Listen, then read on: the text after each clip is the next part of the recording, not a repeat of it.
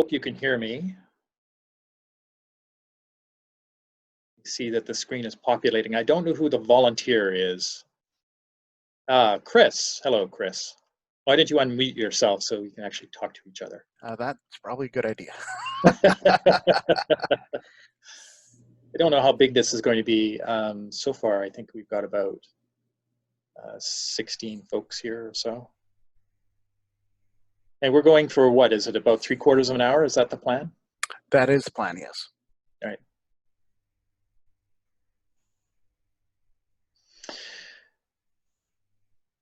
So I think this is an opportunity, from what I understand, to have a little bit more in-depth conversation, unmoderated, and explore perhaps some of the ideas that I raised in my presentation just a few minutes ago. And Chris, I think you're going to sort of jot down some of the key ideas and points that come out of the conversation. That's correct, yeah. And for incorporation in a slide presentation later, that will be a synopsis of the conversation during all the sessions. So I have to operate from the assumption that everybody here, whoa, lots of stuff happened there. Oh. Yeah, I just popped up the notes. There you go, good. So I have to operate from the assumption that everybody who's with us right at the moment saw my presentation. And so I don't think it makes a huge amount of sense to recapitulate that. Although I think one thing I would like to say, Trevor put it very nicely at the end when he said the illusion, he talked about the illusion of control. And I think a non-complex systems approach to public policy and public health issues is grounded often in that illusion of control, that you can tweak a system in a particular way and produce a desired result in a fairly predictable sequence of actions and events. And I think that raises expectations for how effectively we can manage the challenges in our world that are probably unwarranted. Expectations become too high, and that undermines trust over time, trust in experts. And I think that's a very important point. And to the extent that one can communicate to the general public a complex systems understanding, then they will have a better understanding of the limits of predictability. And we've never really had control. I mean, let's face it. It's not that the world is it is somewhat less controllable now, but we've never really had control. But we've been able to maintain the illusion of control, and now that illusion is breaking down. And maybe we should just admit it and figure out, okay, what do we do in a world where at least some things we don't have a lot of control, and a lot of surprises we can't really predict very well. And how do we manage effectively and live humane, responsible lives, prosperous lives in that kind of environment? And I think we can, but we can't if trust breaks down. So trust is absolutely crucial as a foundation element in the relationship between experts and society. So I think maybe that's a good way of initiating the conversation, but I think it's a profoundly important point. And one other thing I'd say is I've spoken to public health folks often in various domains and venues over the years, and I think that they understand intuitively a systems approach from the get-go. Public health is about systems, and so this is, in some sense, I'm speaking to the converted.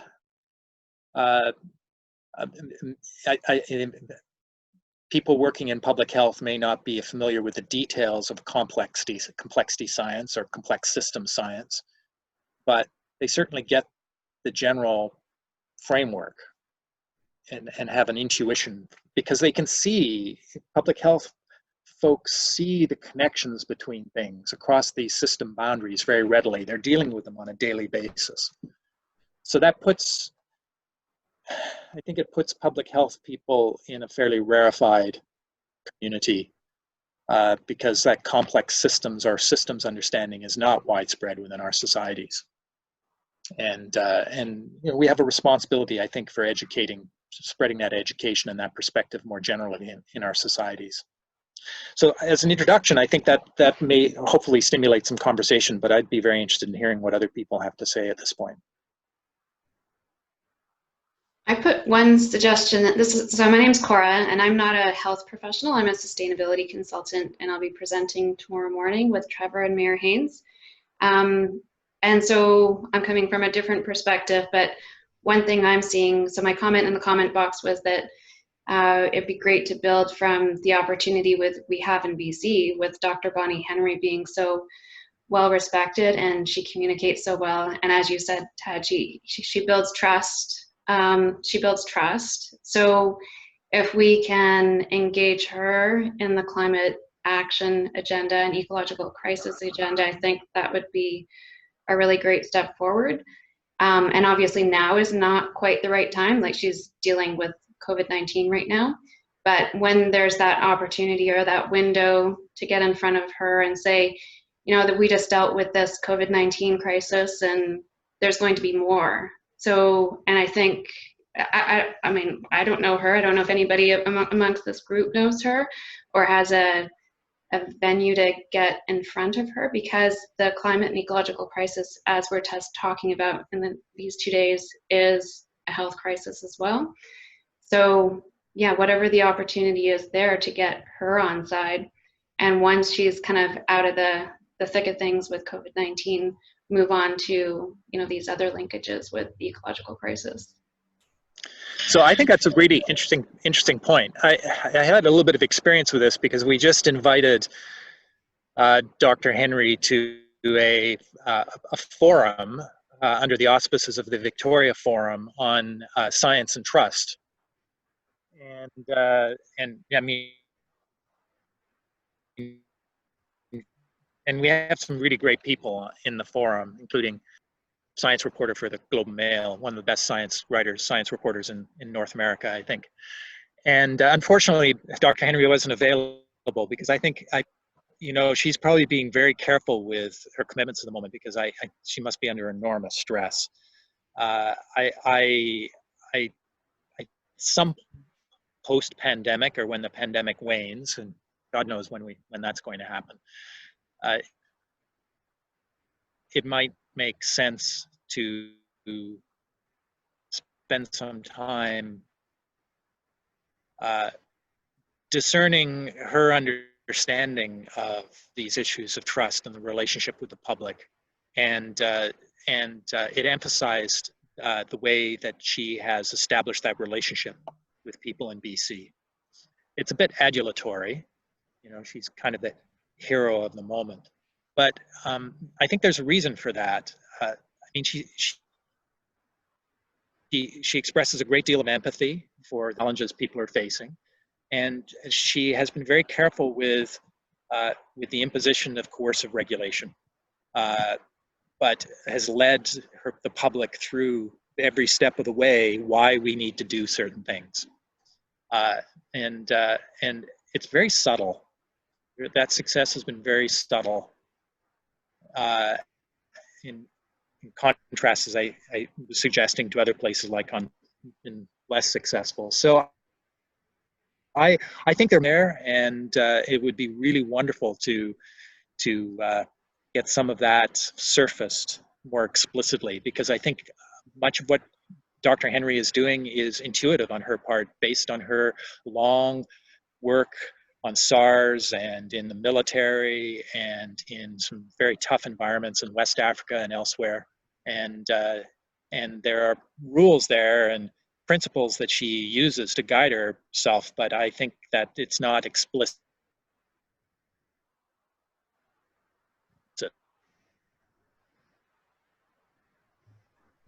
And it would be nice to make that explicit. What are you doing, world, all over the place? Mm-hmm.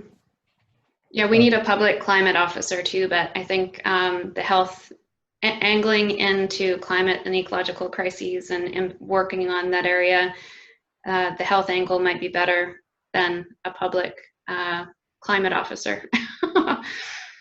Yeah. Let me jump in for a minute. Ted, my name is Vic Neufeld. You've met my son, Mark. Yeah, but keep in mind that health and climate, and that's one reason I put. I'm going to move back. This is not working.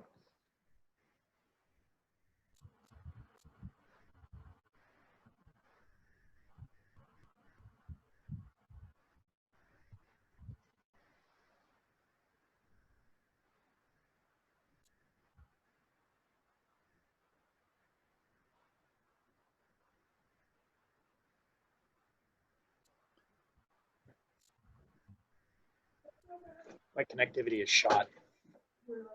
Nobody's on? Okay, I'm gonna have to come in.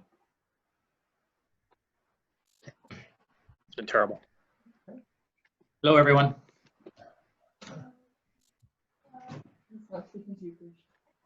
Hi, sorry, Vic, if you're there, I missed everything you said. I've just come inside. We'll try another position here. All right. So my question is around the understanding and role of young people and the leadership of young people in all of this. So I know that you've been with Mark and his kids at the Institute for Global Studies at Solutions at Claremont, and probably talked to them about these things. How did that go? Did they understand it well? Can we look to young people for leadership on some of this? You want to just comment on that? Sure, Vic, and it's you and I have actually met at on occasion, yes, in the past, and it's always been wonderful to work with Mark. Yes, well, that's a remarkable group of students at Claremont. Yeah. Claremont happens to be my alma mater, so I'm very fond of the institute, of the school. I don't find that they have difficulty grasping these ideas. One thing that we're doing, one of the programs within the Cascade Institute that we're pursuing is to develop curricular materials that would communicate complex systems ideas and complexity science as a set of usable tools to young people, high school level, early university, especially for people who might be inclined to be activists, so that they can use these tools, for instance, something like cognitive affective mapping, to map belief systems so they can be more effective activists. I don't see any insurmountable obstacles there. I think much of one's receptivity to this approach depends on the early years of teaching science and how systems are taught, and whether science is taught as within a systems framework from the get-go. So it's interesting. I think our physics education tends to take less of a systems perspective, but our biology education from the beginning is much more systems oriented, just because of the nature of the underlying subject matter. But there's no reason in principle why a systems framework couldn't be communicated to young people as the foundation for science in general. Physics, chemistry, biology, everything. And I think that's a larger pedagogical challenge that we haven't addressed. There's an enormous amount of inertia in our curricular materials for our schools, and you know, there's some approaches to education that might be more receptive to a systems approach, such as a Montessori approach.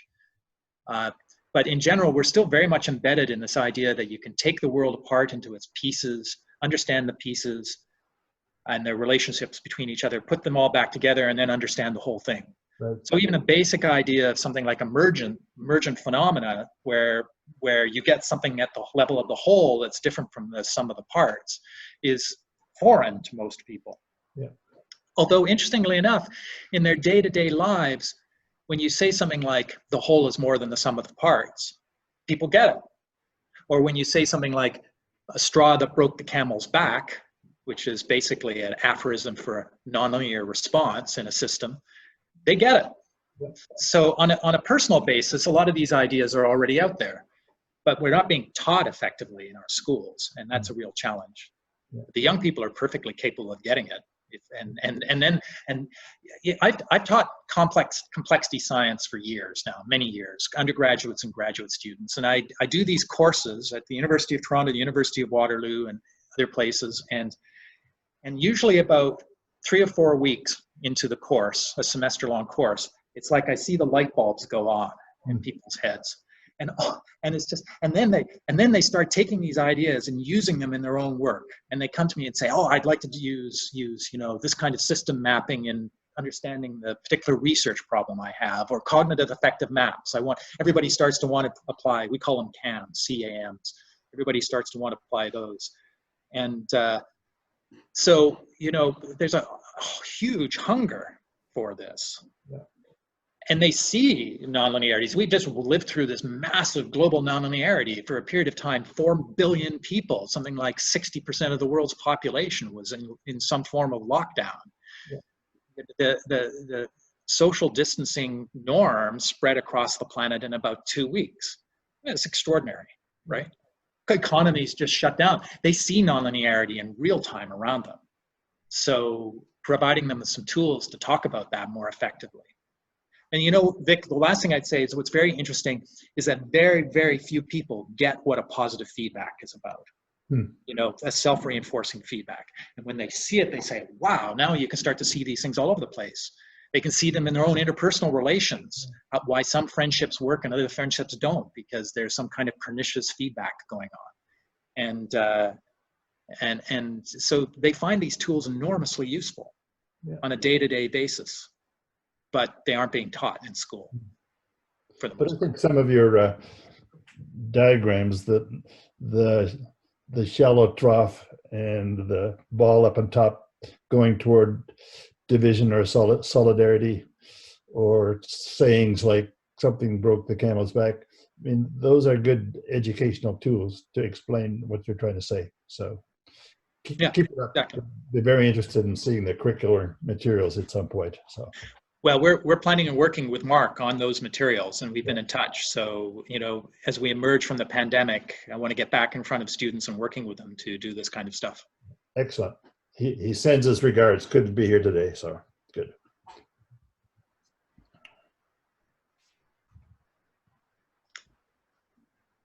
Yes. Any other comments or? Sure, I have one. I love the fact that you are talking about developing teaching curriculum for younger people, because I think that, can everyone hear okay? Yes, I can hear. Okay, cool. Because I think one problem we have, and it's certainly present, I think, also within public health, there are a great many different, it's so vast and diverse, the public health community, that we have a lot of people who are quite attuned to and interested in systems thinking and approaching things in a certain way and recognizing and honoring complexity, and also understanding that a linear approach to policy change is not going to be useful. So we can't just put evidence on the table and say, okay, now it's settled. But there's a great deal of comfort, I think, that some people take from that illusion of control. And it comes from a set of expectations that are probably built very early about what knowledge is and how we are to understand the world. And I believe that meshes somewhat with what you were saying. I wonder if you could comment on that. Yeah, no, it meshes exactly. Look, science has been sold as a tool that allows us to control. And that's what excites people, a lot of people about it. And now we're evolving into a world where the limits of that possibility are increasingly recognized. And so false expectations have been raised. I mean, you can see this all around, all around the conversation regarding vaccines for COVID-19 or treatments for COVID-19. There's this sense that we just put the scientists on it and the problem will be solved. Yeah, but, you know, look at AIDS. We have a set of,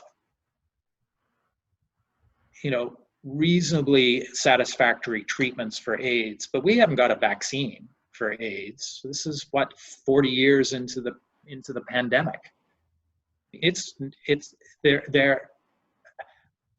People don't seem to recognize that our capacity to solve a problem is sometimes very much a function, solve a problem scientifically, is very much a function of the characteristics, intrinsic nature of the problem. Some problems are just a lot harder to solve than others. And some problems actually don't get solved. I mean, we still are mortal beings. The problem of death is kind of a central one for human beings, but we haven't managed to you know, deal with that one. So in some general sense. So So science has been misadvertised or misrepresented. There's a reason people want to control things, because lack of control is very scary. Human beings have lived most of their lives without much control over their environments. And they've had to develop a whole panoply of cosmological understandings and spiritual understandings to explain why they lack control and where these horrible, sometimes horrible, terrible shocks and surprises come from that can hurt them and their families and their communities so much. So along comes science and says, oh, well, we can actually use these techniques of experimentation and of research, of controlled experimentation to discern generalized laws that allow us to predict and control the world. That's pretty exciting. And so everybody has quickly adopted that somewhat false narrative around science because it helps them feel safer in a very scary world. And now what we're saying to people is, sorry, but science can't actually do it all. There are a bunch of challenges where science can tell us something, but not everything, and we have to accept a lot of uncertainty and an absence of control. And people don't like that. It's terrifying to them. It makes them feel very mortal. It makes them feel endangered. And I think the rejection of science and the anger towards technocrats and technical elites and scientists comes from that fear. You were going to take care of us, and now you can't. What's going on? Well, screw off then. That's basically the response. So it's tough, right? And what makes Bonnie Henry particularly remarkable is that she has been able to communicate the limits of knowledge in a way that hasn't destroyed trust in her and in the institutions in BC. And again, that's very subtle. How she's managed to accomplish that is very subtle. But again, I think, you know, as Cora and I were having a conversation a few minutes ago, I think there's much to be learned there to try to surface the principles. Does that make sense, Michael? In terms sure of my does. response? Yeah. Sure does. Yeah. I've been really fascinated to hear the discussion about what's been going on in BC. I'm in Quebec, and we've been getting some news from, and certainly we've been hearing a lot of good news about the work that Dr. Henry's been doing. I'd love to see more about the interface with the political level as well, and how receptive the Premier and others in the like the Minister of Health are to helping to amplify the scientific side of things.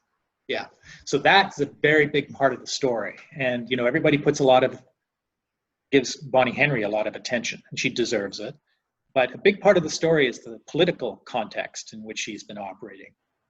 So the Premier, to his credit, has largely stepped aside on these issues and delegated to the Minister of Health, Adrian Dix. And Adrian Dix, to his credit, lets Bonnie Henry have the podium and then provides her with the kind of social or the political context and administrative context to give her legitimacy.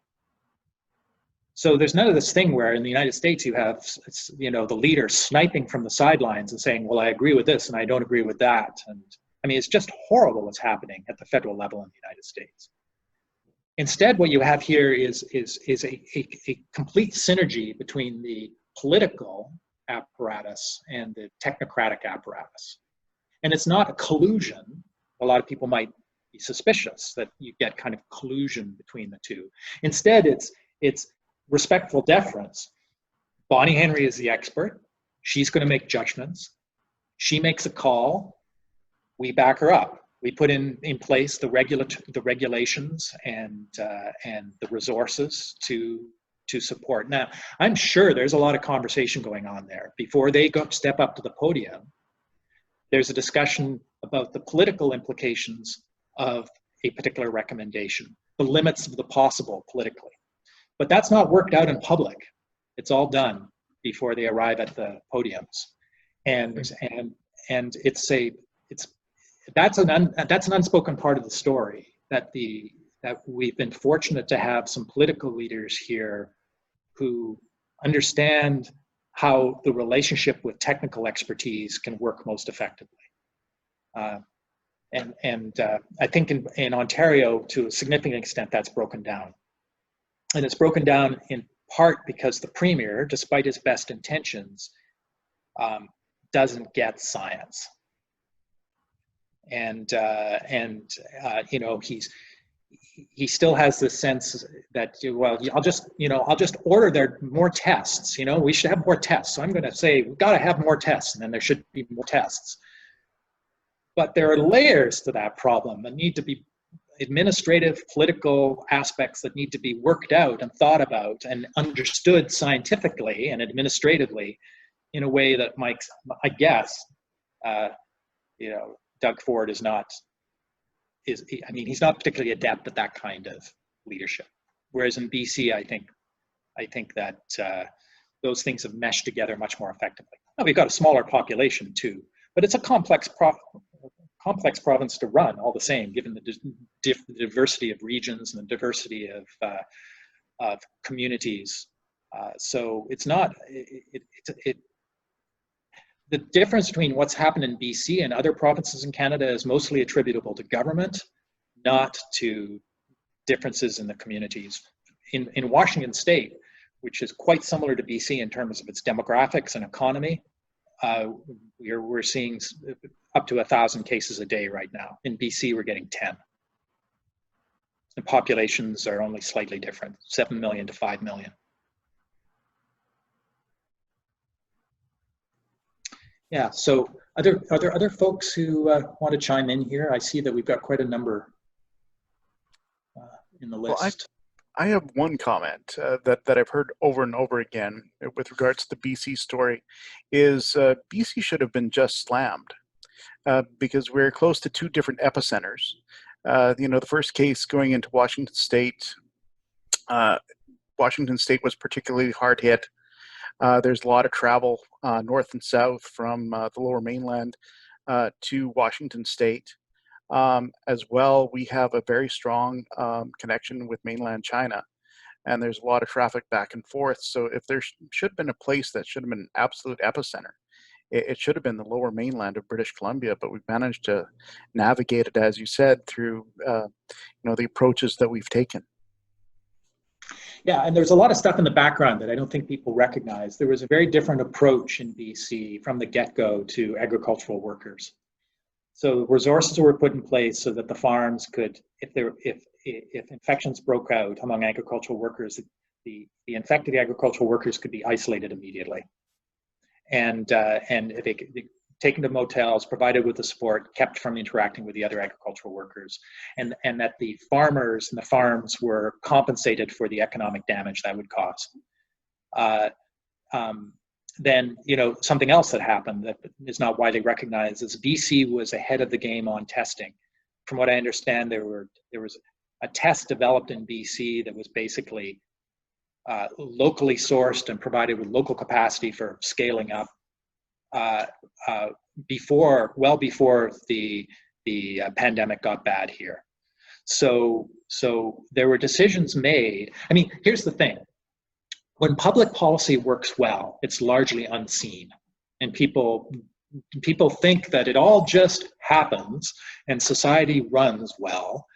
And you know, government isn't really that important because problems just get solved. Well, what's going on in the background is there are all these people struggling often in proactive ways to figure out what needs to be done to keep things running well properly. And a lot of that happened in BC, and it's not seen because the system's worked. It hasn't broken. Stuff gets seen when it's broken. So yeah, I think we've been extraordinarily fortunate. Now, I mean, luck has, I'm sure, been part of it, but we've had some bad luck too. We've had a terrible trouble in some of our care homes. But one of the remarkable things is on Vancouver Island, we have very high senior concentrations, dozens and dozens of care homes, and there hasn't been a single outbreak in Vancouver Island care homes. I'm absolutely floored by that. But regulations were put in really fast, and they were tough. They hurt people because people couldn't visit their elderly relatives, and it was really difficult.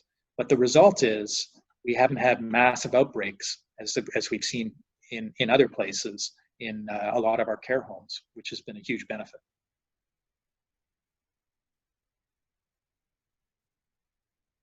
So you're generating lots of notes here, I see, Chris. This is great. I just have to remember to unmute myself. We should probably head over to the other slide, which is the 3 or 4 things that we want to share with the greater group.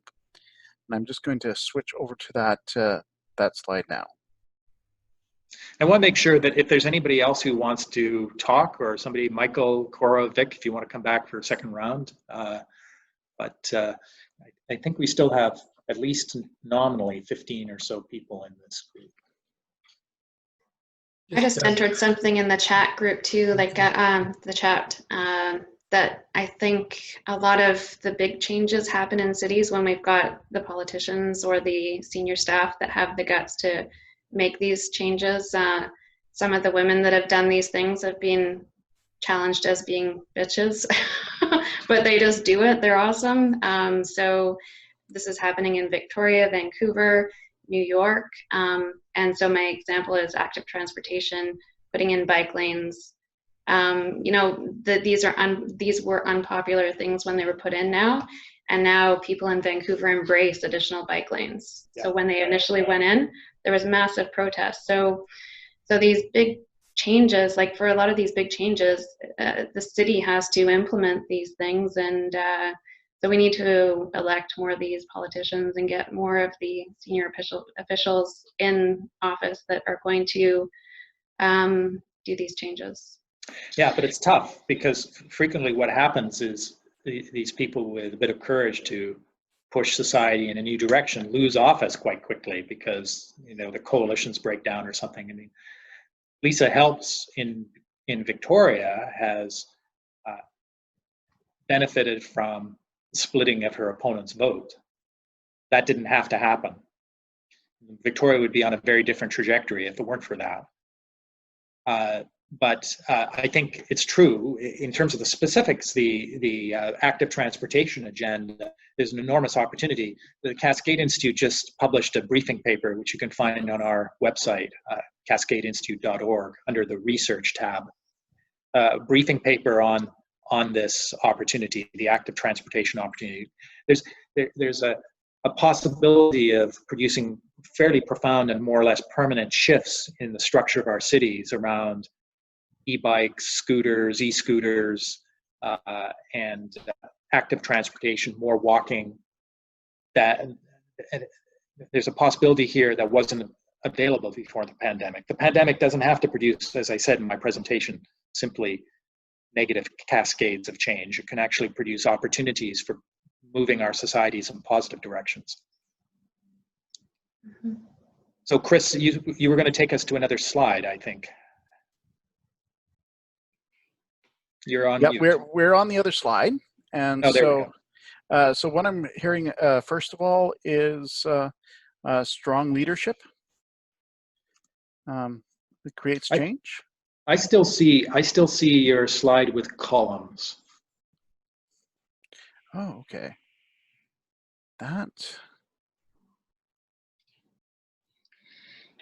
In the meantime, maybe I'll throw in a question just to build off of what Cora had been talking about around pluralism and democratic institutions, Tad.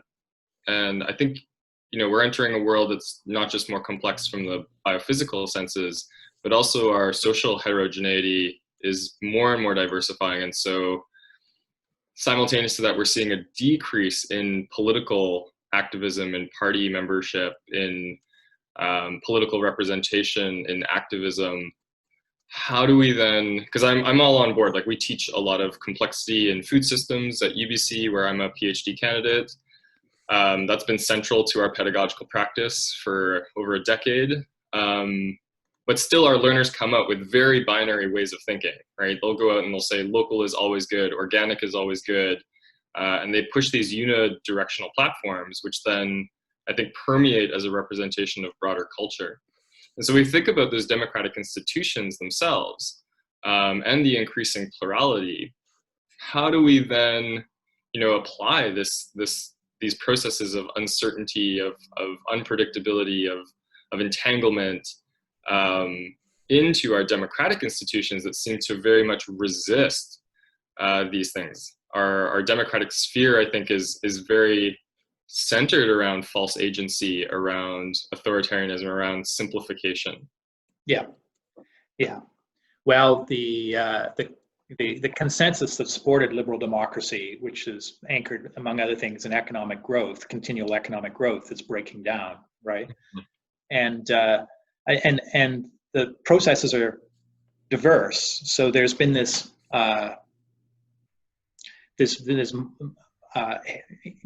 increasing heterogeneity in our societies, as you were suggesting, but also increasing connectivity, and in some respects, increasing homogeneity of institutions and techniques and technologies. And so they're intersecting patterns that are hard to disentangle. The diversity, the social and cultural diversity and heterogeneity is emerging in partly from the bubble effect through social media. I think it's reinforced self-referential communities. Folks just talk among themselves, live within a particular knowledge ecosystem, and are never challenged, really. And that's been one of the truly negative effects of increasing connectivity and social media. And that's, of course, undermined trust, and it's undermined democratic practice, because to the extent we aren't all participating in a common agora in the Greek democratic sense, where we exchange ideas and bounce our differences off each other and listen to other points of view, we can't solve our problems democratically. So in an interesting sort of way, the homogenization of social media culture with a relatively small number of platforms that everybody's using has allowed groups to coalesce into kind of tightly defined belief systems that seal themselves hermetically off from other groups and simply listen to their own stories and reinforce their own ideologies. So all of this raises really profound challenges for our conventional notions of democracy, if we can't talk to each other and we don't trust each other. Now, on the other hand, something like a pandemic comes along, and we look at each other and say, gee, I actually depend on you and you depend on me, and maybe it would make sense for us to work this out, even though we don't usually talk to each other. And I think part of what, again, to refer to Bonnie Henry, is that she said, she keeps saying, we're all in this together, be respectful, be kind, be calm. Whereas in the United States, and partly because of the pathological individualism in the society and the deep polarization and the fact that these compartmentalization processes have gone on for a long time, people are, in some cases, literally ready to kill each other over this stuff. You have this opportunity to use the pandemic as, it's kind of a leveling phenomenon, right? Yeah, okay, some people may be less susceptible than others, but the bottom line is it's a common shared fate problem we need to pull together. So, what I see, and you can probably get this hint from what I've been talking, is that what we seem to be seeing is the pandemic is accentuating underlying tendencies within societies. And those that were reasonably functional democracies and had the kind of consensus or collaboration between the technical experts and public policy people and the political apparatus that was more or less functional, have done pretty well. And that's reinforced the functionality of the systems. And in other places where you had disintegrative tendencies already in play, it's like the pandemic has multiplied and accentuated those disintegrative tendencies. And ultimately has led to, I think in the worst cases, has allowed authoritarians to use the pandemic as justification for shutting down democracy entirely and seizing power. So I don't have a clear answer to your question, Colin. I think it's in the book that's coming out, my book that's coming out in September, which is on hope, it's titled Commanding Hope. I raised the issue of democracy a number of times.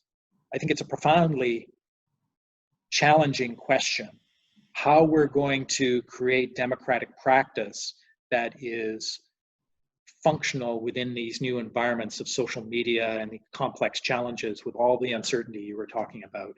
Mm-hmm. I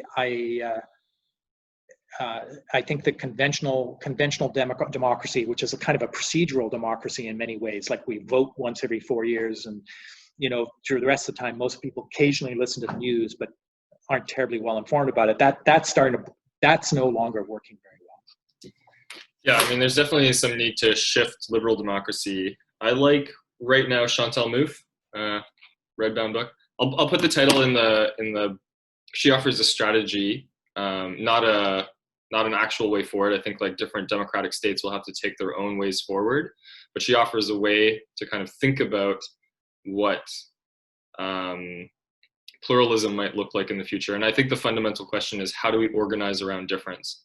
And I'm in the planning field. I've chosen to work on agriculture and food systems, but I can't neglect health or environment or climate change or indigenous self-determination. They're all interrelated, which makes it like a mental mess.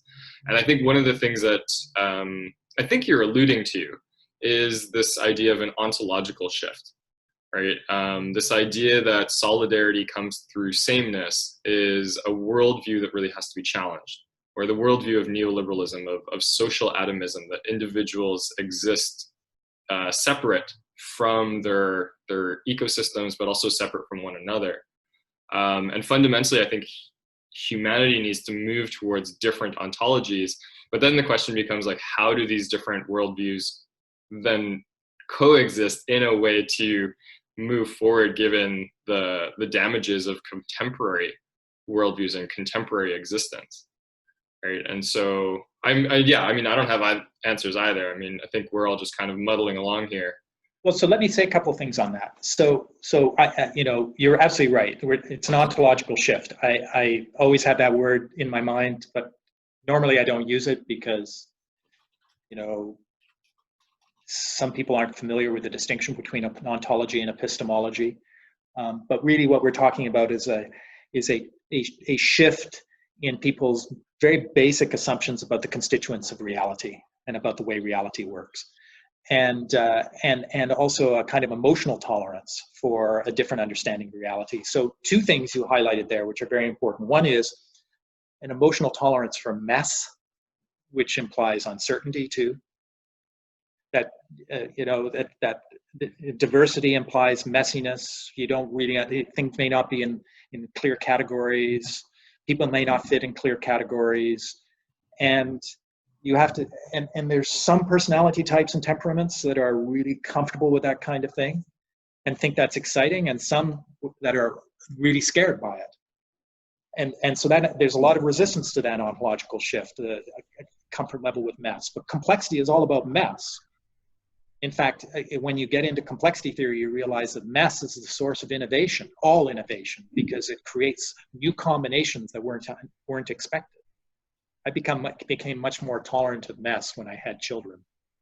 Tad, we've got about 2 minutes before we're kicked out here. Okay, I was going to...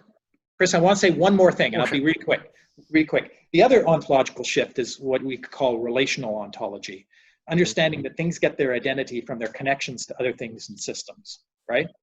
And that's very different from a standard scientific approach, which says that things get their identity from their intrinsic features separate from everything else. And that is a profound challenge for a lot of people. To get back to what we were talking about at the beginning, in school, you can teach relationalism from the beginning if you do it right. But if you start with the assumption that everything can be categorized according to its individual properties, intrinsic to it, then you go down a different ontological pathway. And that leads to this ideas of control and analysis and reductionism. Yeah. So anyway, we'll keep this conversation going on the side at some point. Give me a shout, okay? Awesome. Will do, Ted. Thanks.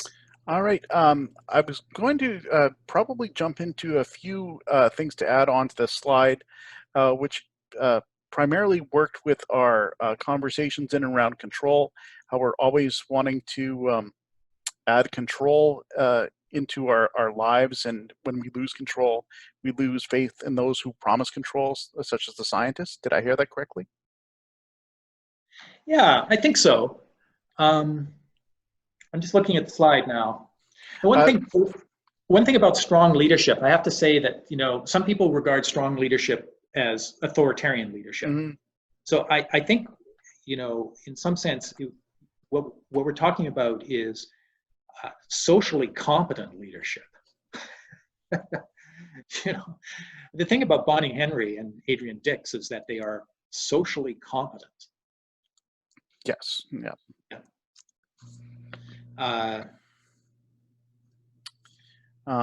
Because they build trust.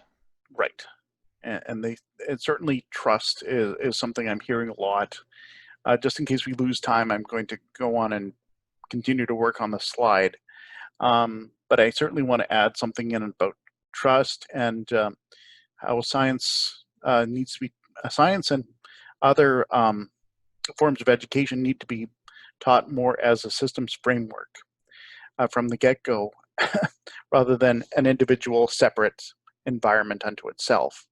So on your last bullet there, Mm-hmm. Chris, the E should be changed to an O.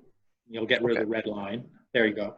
And you put a colon in. And I think the two elements that are critical to this that we've just been discussing are a tolerance for uncertainty and mess,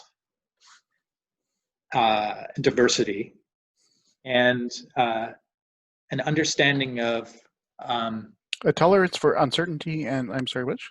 And uncertainty, comma, mess, and diversity. Okay. And then the second part is what you might call deep relationalism, which basically means understanding the connections between things.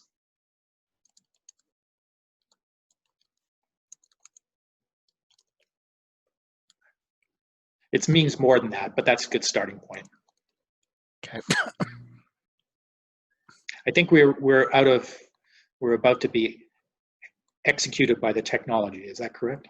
I think that's the way it's going to roll, yes. Anyway, look, it's been great to talk to everybody, and please just drop me a note if we want to keep this conversation going, because it's really, really important. Fantastic. Thank you. Thank you, Chris, for your support. Happy to help. Yeah. Goodbye, everyone.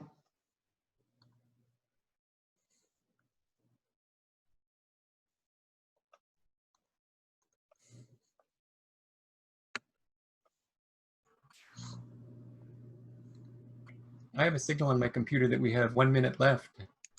You guys have that? Yeah.